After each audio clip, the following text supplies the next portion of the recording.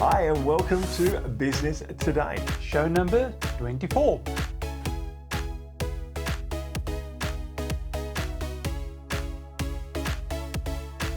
Last week, John Hughes talked about self-confidence. Andrew Ford, staff happiness. Helia Singh was take a chance.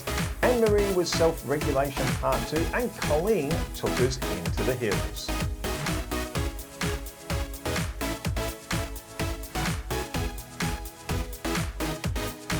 This week, John Hughes talks about company philosophy. Andrew Ford, starting again. Helia Singh talks about business startup strategies. And Annemaria, responding to stress.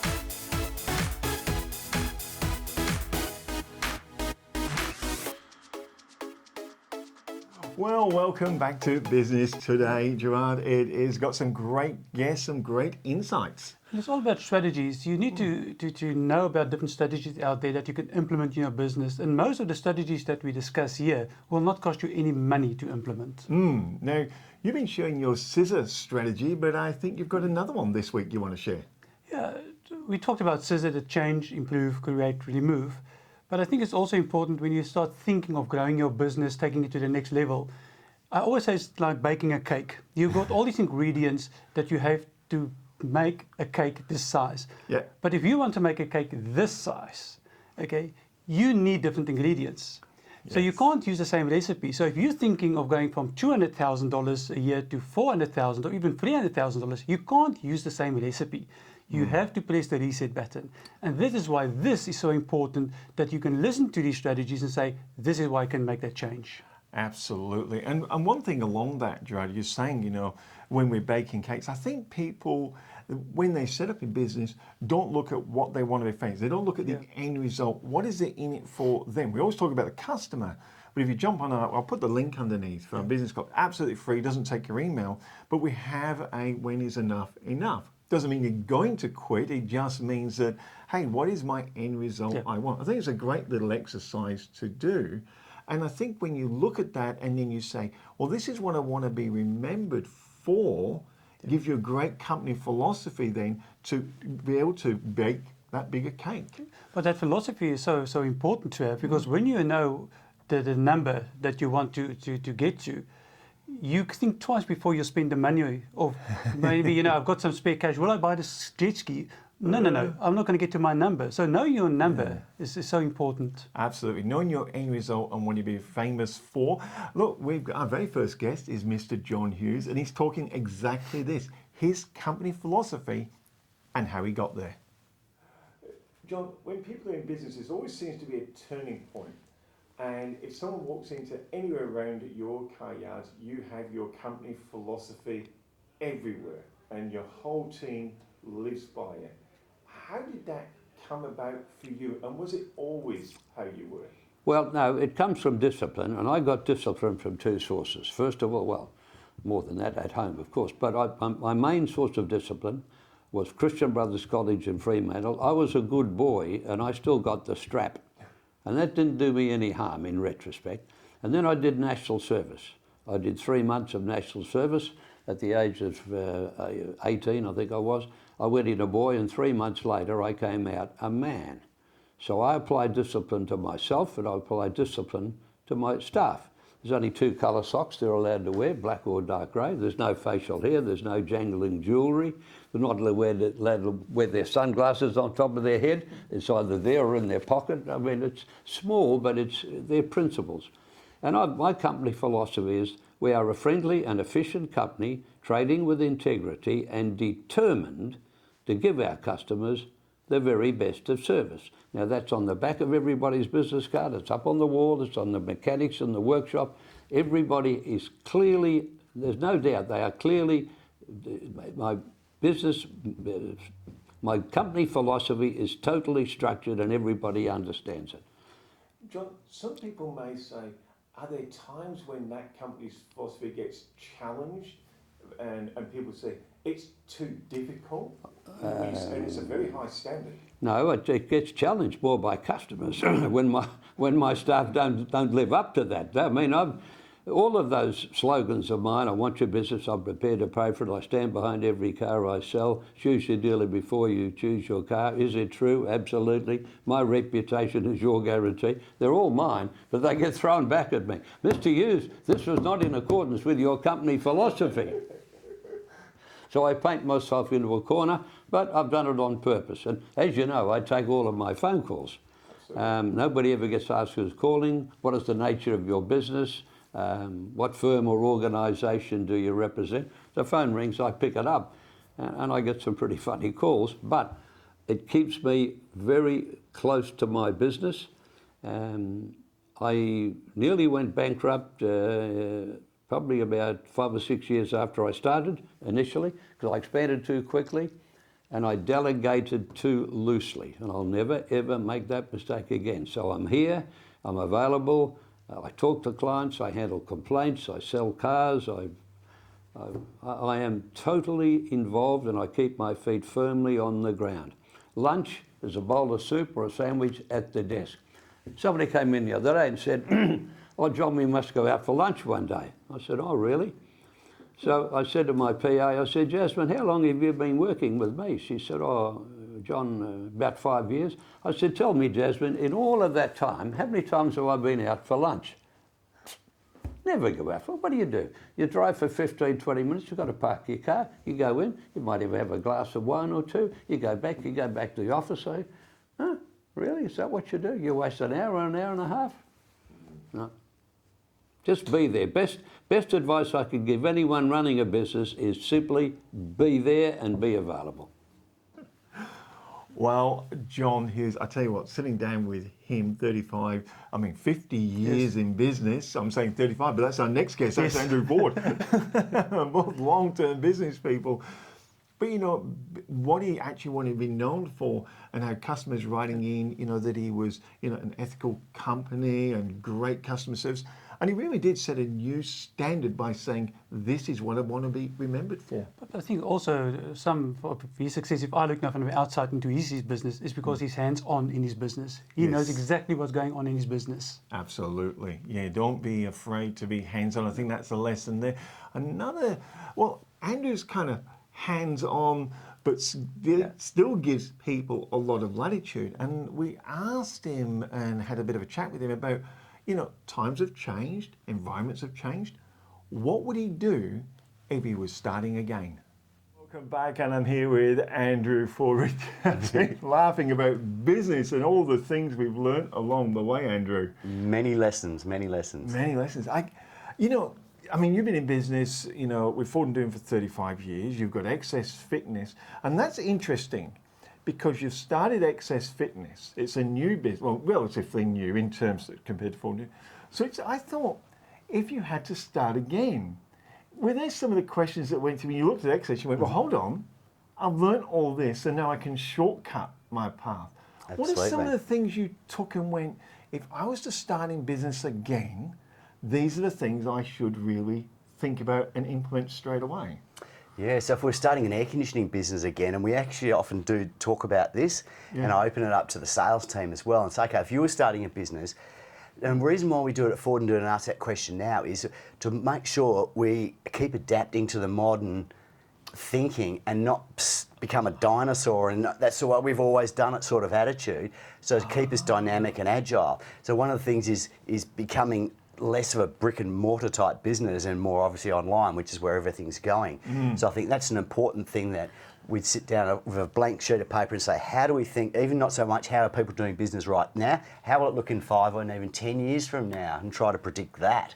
So when people, like I have a look on your site, and like you can fill in your details and get online quoting now, you can do all sorts of things online. And I must admit, some of your stuff is fairly advanced. I'm thinking, would people really use it? But now I understand it's not your future-proofing. That's what we're trying to ahead. do. Yep, definitely, Michael, yeah. And I think every business has to do that too, so they don't become irrelevant or get taken over by new technology and they're just not needed anymore. How many businesses, when you look back in history, have become that? So when you're starting again, you're not saying, oh, well, this is how it is today. If you were starting it again, you're going, what's it going to be like in 5, 10, 15 years' time? Yeah. And try to model your business to future-proof it. Absolutely, yeah. And obviously we're not always right. We can't be right. Who knows what 10 years is a long way away. But we know technology is going to feature in whatever it is. So make sure the platform that you're building off is adaptable and can be expanded as well. It was really interesting because obviously I get to go down to Ford and Doonan and meet Christian and Carl and all the guys down there. And I must admit, I was quite taken aback because you had a fantastic looking showroom. And then I walked in and you ripped all that and all this new technology of panels. Yeah. And I'm thinking, did it ever cross your mind that it might be intimidating to some of your older customers? How do you get past some of this as you're growing? Try not to leave people behind. I guess that's inevitable. I think that you are going to leave some, and just make sure with those old customers who do ring, and Almo dealt with them 25 years ago, make sure you still take their call and make them feel important, and don't just put them back through the system. I'll put you through to someone else, and just mollycoddle them a little bit more than what you would at most other customers, and respecting their loyalty. I like it, saying, and I think that's important if you're starting a business, to remember your older customers. Because I remember sitting down with yourself and Carl, and I remember Carl laughing because he remembers doing quotes and stay for dinner. Yeah. You know, and I know people these days may not think that happens, but that happens when the customer thinks you've got their best interests at heart, and they go, "These people actually care about me." And as a famous saying, what one of the sales trainers said, people don't care what you know until they know how much you care. And that's exactly what your point you were making then, Michael. So and that's a true story, isn't it? Yeah. He stayed for dinner. Absolutely a true story, yeah. So I think that's a good example that he's built good rapport quickly if he got the invite for dinner. I know. I think you were off playing squash. Yeah, I just play squash, so I sent him, I'd made the appointment, then said, you go. 5 minutes, it would only be there. I love sitting down having conversations with these business people because I think you get inside of them and you get their attitudes. And they always say your attitude determines your altitude. Exactly. But also, I think when we said before to be hands-on in your business, doesn't mean micromanagement. Good point. Hands-on is like Andrew. He knows his marketing plan. He knows who can do what. He follows up because the responsibility at the end of the day is still with the owner. Exactly. But micromanagement is one of those things that I can't believe there's still managers doing that. Well, I guess it's everyone's different style, and I guess that's a really good segue to this week's 60-second success question. We call it the 1 Minute Millionaire question, but 60 seconds to answer your question. What did you ask them this week? So we asked them to describe their management style. I'd say my management style is pretty laid back, actually. I'm a pretty relaxed sort of person. Most people would say I'm pretty easygoing. I've got a long fuse. I can take a lot of stuff before it rattles my cage, but I guess for a lot of people, a long fuse, just when you get to the end of it, don't necessarily be around. I'm very trusting until proven otherwise. Again, but once the trust is breached, it hurts me a lot, and I am not in a good space with that person after that. But overall, I'm very laid back, and I believe in empowering people and let them do what they know what to do.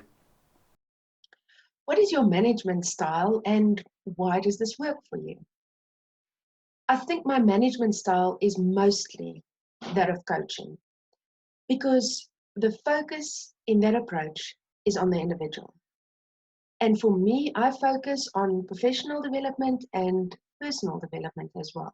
Because as soon as an individual feel that they matter, in other words, they don't only get invited to the dance floor, they also get invited to the dance. As soon as they feel that they matter, and as soon as they feel that they belong, they're in the best space that they can possibly be. And of course, this will be to the benefit of the business as well. My management style was, I actually learned it through trial and errors. So it was just true that, okay, first of all, I need to manage myself. That's the part that I think, because as a leader or as a manager, we need to manage ourselves. If we cannot manage ourselves and what we do in a day, whether it is in our business or our life, how can we manage the business and other things? Well, talk about attitude determines altitude. It always amazes me how similar these successful business owners think. All of them have the same recipe. They do. Yeah. Success leaves clues. Exactly. Yeah, and I think that's one of the things. Just people say, well, why do you put these on, people to talk to successful business people like these? Because if we just started quoting Richard Branson, Bill Gates, these guys are billionaires. They're they've shifted to another level, and you have to go through the growth to get there, don't you? You can't just leap to be a billionaire. Unless you win a lotto. Yeah, or you invent Facebook. But even he still had to go through the journey. But it's really interesting is looking at their attitudes. Now we had Helia in and self-made millionaires. So another self-made business person here. And I sat down and talked to her about strategies for businesses that are starting up or maybe rebooting just after this COVID virus thing. Exactly, you need strategies. If you are just treading water and try to get you through the day, you will never get your business off the ground. Hi and welcome back, and I'm with Helia Singh and another great conversation, another business conversation. How are you, Helia? Great, thank you, Michael. Oh, this gets really exciting. We've had a few people, your YouTube channel on wealth creation and your journey along that, I think you've been documenting really well and giving great advice. A few people, as they say, well, times have changed and it's not the same as when you started. And I thought, well, if you were to start again today, what are some of the learnings you've taken that you say, this is what I'd implement to start off with? Great question. I definitely suggest everyone, or I would do it same, that to have a SWOT analysis on yourself as a business owner. And SWOT analysis means that you know what is your strength, okay, and what is your weakness. Because of course, obviously, we don't want to talk about our weaknesses at first because we think, well, I'm good. I don't want to be negative. I'm positive or pumped up. But reality is different to what we think. So that's why we need to know what's our strength, what's our weaknesses, what are the opportunities in that business, and what are the threats into that business, to be realistic and know and measure the water before you jump in. And once you know it, that's great. Then you can do it. It's funny you're saying that, and people that know me know, I think impatience is one of my strengths. It's like, and I just like a bullet again. Yeah. But it is a weakness.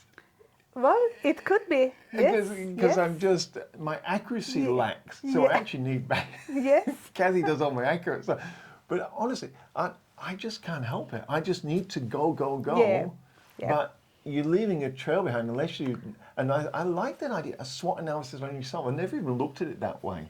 Yeah, that's right. And of course, in there, then find out things that you are not good at it, delegate. Learn that in the beginning first. Delegate the work to others who knows that, or if it's something is your weakness. Like for me, IT is definitely my weakness. I'm not good at IT, and I tried it, and actually that made me feel more bad about myself, my abilities, and I thought, well, that's my disability now. So, but I accepted it. Well, I'm not good at it. I'm not going to waste my time. That's not critical part of what I do as a coach, as a wealth coach. So then I'll give it to someone else to do it. That's an interesting thing you said there, that you looked at it and you said, well, is this a critical part? So some people, I think, get their weaknesses and they go, oh, I can't do it because. And what you said, no. Is this a critical part? So that's a really good question to ask yourself about your weakness. Is this a critical part of actually what you really do? And if it isn't... Of course, yes. Because of course, if let's say my weakness didn't understood, let's say, superannuation, so definitely I would have been in trouble because as a wealth coach, you're supposed to know. And I remember I had a very good advice 25 years ago when I came into this industry. And through that session, somebody told me that, look, you need to be 99% a good salesperson and 1% have the knowledge. And I was just thinking, how could it be 1% knowledge? And I said, no, don't get me wrong, but you need to know 100% of that 1%. Yeah, that was a great conversation with Helia there on really good strategies for businesses starting up or rebooting, or what do they call it these days, repivoting, and all sorts of phraseology. But if you're looking at just reinventing your business, starting up a business, I think she really does share some really great information, as I get a bit tongue-tied there. But I think it's important with the strategies is that even if you have a business that's going well, is to keep on going back to your strategy and see if it's still working and will it work next year. even next month, we see how quickly things can change. And are you ready if there's changes? I think that's really a good point, because if you have a look at startup strategies, but then you wind back into your business now and say, oh, maybe there was things you were doing when you first began that you stopped doing, and these good little reminders go, well, hold on, why did I stop doing that? That was really good. And you can go back, revisit it, and see if you can re-implement it, give you that next boost to the level you want to go to. Well, every week after the show, after we have the interviews, there's at least 2 things that we know we need to do it and we don't. Yeah. And then we have to revisit that. Well, there is only one moving part in a successful business, and that's implementation. And we always say the people who implement the best are the ones with support. That's why we've got our business club, and that's why we do these shows, to support people. So put your comments, put your questions down below. But it can be stressful, Gerhard. Any business, when you start up, not even startup, any business is stressful. There's not only about strategy, marketing, but you work with staff. You work with an economy that you don't have any control over. So there's always stresses, and I think it's important to acknowledge that stress, but how do we manage that stress? And so there's our segue to Annemaria in South Africa. Managing stress. In order to function optimally, we have to be able to manage our response to stress. Now, according to the Neuro Leadership Institute, there are 3 levels of stress. And Marcia Smythe explains these 3 levels of stress through an actual experience that she had. Her husband and herself was on vacation in Vietnam. And they watched TV and they saw that there was a typhoon in Asia. So it was in their broader environment. They were more alert, but they were still calm. And they could still continue with their normal agenda. They could still make good decisions, not too fazed by it, but aware of it. A few days later, it was in the area, because now it hit the coast of Vietnam. So it was closer to them. And by now, they were even more alert. It started affecting their behavior. It started affecting their focus. But they could still make good, solid cognitive decisions. And then a day later, it hit the tiny little village that they found themselves in. And they had to evacuate. And by now, they were unable to make any solid decisions for themselves. And they had to solely rely on the locals around them to make decisions for them. They couldn't focus. They couldn't collaborate. They were absolutely lost. And according to the Neuro Leadership Institute, this is where we find, these are the 3 levels that we find ourselves in all day long. And it might differ, from hour to hour or afternoon to afternoon. But mostly we find ourselves in these 3 levels. But it is clear that should we find ourselves in level 1, that we are aware of the pressure and the stress, but we are still able to function, that's optimal. It's as soon as we move into level 2 and level 3 of stress, that it starts impacting our performance. It starts impacting our focus and our results. And we are unable to get to the results that we're actually looking for. And purely because of the fact that it affects our thinking. I would like to explain to you the Stockholm paradox, which I found very interesting. And through that explanation, maybe you can find a strategy with regards to how to think about stress. So James Stockholm was the highest ranking officer ever to become a prisoner of war in the Vietnam War. And he was a prisoner of war for 7 years.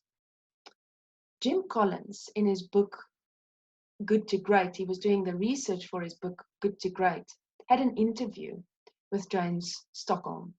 And he asked him, who were the people in the war camps that were the most likely to survive? And James said it was clear to him that the people who were overly optimistic had a tendency to not survive too long. And he said that the people who had the discipline to face the brutal facts and still within the brutal facts had the faith to keep on moving on and the faith that they will prevail. These were the people that survived. So maybe that could become a strategy for us. And I know we're not prisoners of war, but we do find ourselves in very strange and interesting times. So maybe if we can be disciplined enough to not negate or ignore or be overly optimistic about where we find ourselves, but if we have the discipline to face the brutal reality, but within that, still have the faith to move forward and believe that we will survive, we will be the survivors. Well, responding to stress, managing stress, Annemaria, from Mind Skills, because that is her coaching business, I think brings some really good strategies, tactics, and information for us to grab onto. And it's important because some of these things that she talks about is outside our comfort zone. So it will take a bit of effort for you to implement into your business or into your life. But once you see the results, priceless. And I think it's getting back to where we said at the beginning of the show. If you can find your purpose, what's your out, what is it you want to be remembered for? I often find people who have a purpose find reasons to do these things. And if you don't have a purpose, you just find excuses not to do them. Exactly. And for me as well, is when you have that goal in mind, you can share that with the staff. Yeah. You can share it with your family. And sometimes they will keep you on track as well and say, you want to be there, but what are we doing here? Yes. So sometimes it's good to share your vision. Exactly. And as you said then, if you've got staff, sharing it with staff. And if you don't have staff, because a lot of us are just self-operating, then sharing it with family, I think, is absolutely fantastic. Another, what I thought was an absolutely information-packed show that is really usable. Can I just share one example? Yes. About 10 years ago, I went to a seminar, and this person said they always wanted to travel, him and his wife. So they had a bottle of red wine on the Sunday night, and then they opened a second bottle, and they decided they're going to travel from South Africa up to Egypt in a combi. And they called everybody and said, this is what they're going to do. And on the Monday morning, they realized what they've done. But because they told everybody, they said they didn't want to feel stupid. So they sold their house, they bought a combi, and they've done it. And the kids were homeschooled in the combi on the way up. I think they traveled like for a year. But the experience, they said, but if they didn't tell people about it, they wouldn't have done it. I think there's a lesson there. Sometimes it's good to be daring. Don't worry about what other people think. Just go and do it. Gee, we're only here once, that I remember. Yes. Sometimes they say you come back, but I can't remember my past life. So get in, enjoy yourself, do things daring. At least when you're sitting back in your rocking chair, you've got some good stories to tell. I think that's an excellent story. Look, thank you again for joining us. We're going to go out with our special segment at the end of the show, so don't go anywhere. But until next week, it's goodbye from me. And goodbye from me. Today, guys, we've come into taking the drone out in Inspire 2. We're going to try the active tracking and so also some real low flying over the water, sand dunes, and just basically having a bit of fun with the tracking and low flying. Enjoy. You got it.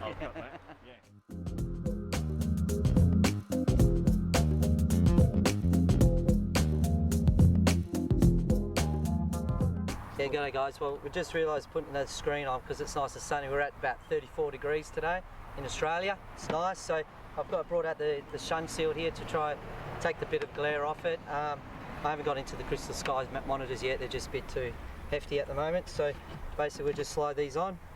Really easy to put together.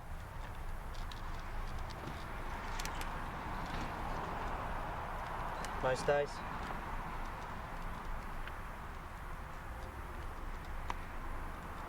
Job done. So it actually takes off the bit of the shade off it.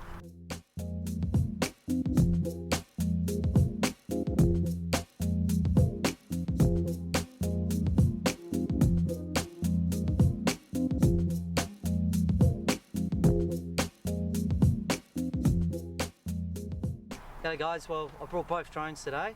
didn't know what the weather's going to be like or the conditions, what we've done. So I use also a GoPro Karma, great little unit. But today with the weather and what we can do with the active tracking, we're going for the Inspire 2.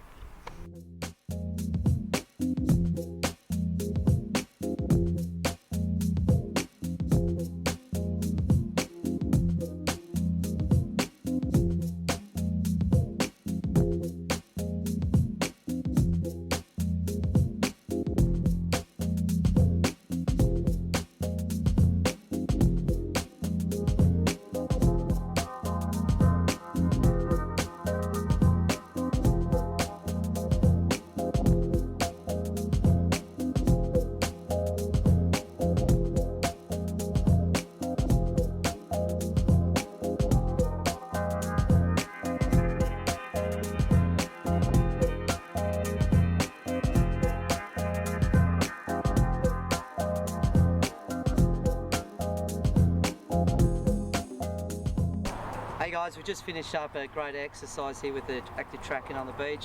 We've got some great footage. I hope you enjoyed the show. Please subscribe and push the bell. And please guys, any comments where you want to WA, you want some filming, anything in WA, give us a hoy and we'll see what we can do for you.